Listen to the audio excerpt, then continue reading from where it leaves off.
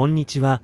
ミスター外国人で、今日は鳥取砂丘の砂の美術館に来て、ここは砂で作られた巨大なアートが見られる、世界でも珍しい。早速、中に入ってみましょう。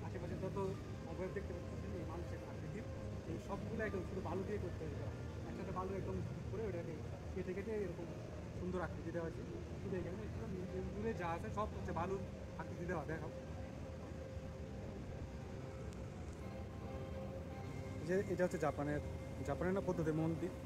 মন্দির না, আসলে বৌদ্ধরা যে পূজা করে, যেই কি বলে এটাকে, ওই মূর্তিটা। আর বিভিন্ন জায়গায় বিভিন্ন সময়ের থিমের অনুসারে এই অবয়বগুলো তৈরি করা। এই যে এখানে একদম মানুষের যেই আকৃতি, মানে এটা এমনভাবে তৈরি করা, আপনি যদি এখানে হাত দেন তাহলে এটা নষ্ট হয়ে যাবে। এরকম মানে এরকম না যে সিমেন্টের মতো করে দেওয়া একদম শক্ত, এরকম না। 今年のテーマは世界の名建築。 যে এখানে হচ্ছে エジプトのピラミッドからヨーロッパの城まで全部砂でঅবয়ব। すごい細かいですね。この竜宮城、本当に砂、信じられない。ここは記念写真に最適。SNS に上げたら絶対みんなびっくりするよ。夜はライトアップもされて幻想的な雰囲気。実はこの砂アートは特別な接着剤で固められています。壊れないように屋内に展示されている職人さんの技、本当に体験コーナーで自分も砂彫刻に難しいけど楽しい。プロの大変さがよくわかります。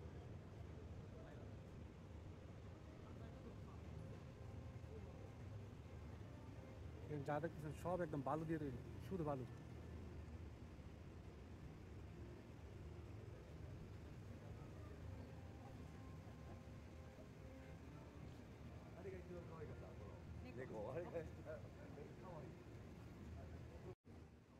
যেখানে দেখেন বালু দিয়ে একদম কি সুন্দর ঘোড়ার আকৃতি, মানে যুদ্ধের সময় যেই জাপানের যোদ্ধারা যেভাবে মানে যুদ্ধ করছে ওই ক্যাপচারটা এখানে দেওয়া।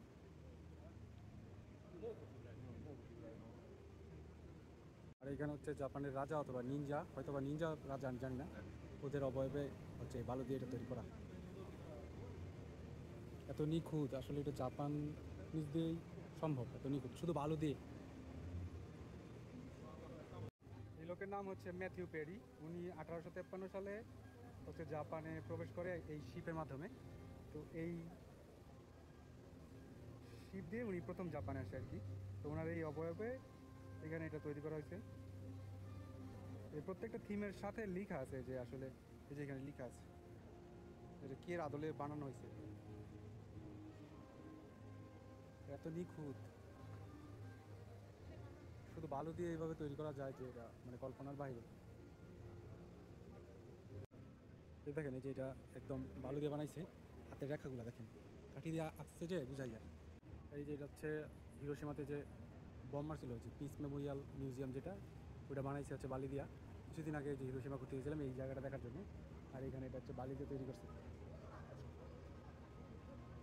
এই পাশে হচ্ছে এখনকার হিরোশিমার অবস্থা আর কি, মানে বম মারার পরে যে কত শান্তি বা উন্নয়ন করছে ওরা, ওইটার একটা পার্থক্য তুলে ধরছে। সেটা হচ্ছে একদম হিরোশিমার সিটি থিমটা তুলে ধরছে, আর এখানে হচ্ছে বম মারার সময় কী অবস্থা হয়েছিল ওইটা। আমি এখন মিউজিয়ামের দ্বিতীয় তলায়, তো এখান থেকে পুরো মিউজিয়ামটা খুব সহজে দেখা যায়, যে এখান থেকে বুঝতে পারবেন যে বালি পালায় এটা বানানো হয়েছে। দেখেন সেই সুন্দর।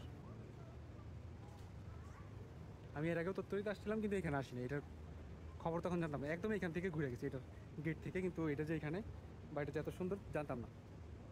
というわけで砂の美術館大満、 এই সবগুলো একদম শুধু বালি দিয়ে তৈরি। 毎年テーマが変わるのでまた来たい。